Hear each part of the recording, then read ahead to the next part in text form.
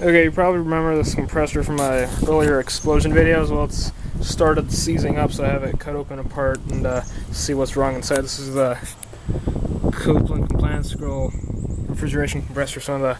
This is the first model Scroll they made. This is the top of it with the temperature probe in there, where the wires go out right there, and the discharge. It's the low side in.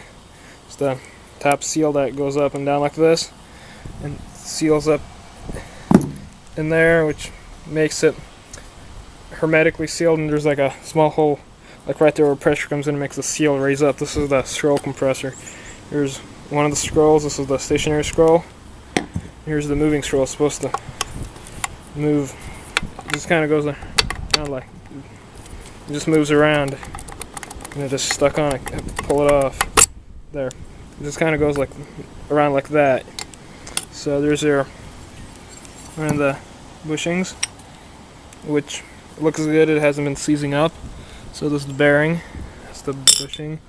This is the eccentric shaft on the motor, which I can tell that has been seizing up because it's very hard to turn. So it's gonna be a problem I need to fix because that is seizing up. This is the cycloid converter, which makes the scrolls oscillate and not spin, because times when that breaks or wears out, the scroll starts spinning like that, and it breaks off parts of the spiral and stuff, or that spiral.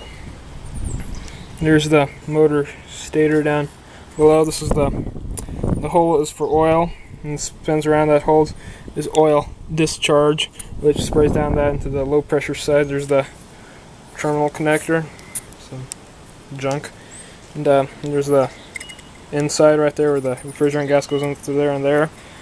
And then when the scroll is together, it sucks in the cold refrigerant gas there and goes off the top and at the discharge. So the way this Copland scroll works is this stationary scroll, it can move up and down like this. There's this seal, so it's kind of like an unloader. So when the compressor shuts off, it's not compressing. So when the RPM goes up, this goes up, which pushes down on there, which makes the scrolls, forcing this scroll harder and harder down on this scroll, which makes them wear in and not wear out, which makes them last longer. And also it makes liquid refrigerant gas gets inside one of these scrolls. It makes the scroll separate by 1 millimeter, and it keeps them from breaking apart. And also this scroll here is called hold down with these brackets here and stuff, which also allow it to move radially 1 millimeter in case liquid refrigerant will get inside. So we're going to need an oil change, and this central part is probably going to have to be pulled up slightly higher or removed to fix that seizing bearing.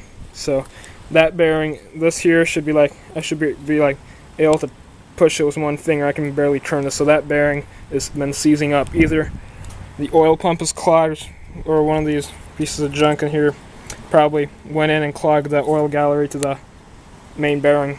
The oil pump is down there. I'll show that later if I have to take out this and the motor rotor. So I have rebuilt this compressor before. I didn't have this problem. Must have been the vibrations that made the bearing seize up. So this is pretty much it for this one. I'll have to fix this, reassemble, and weld it back together. So that's it.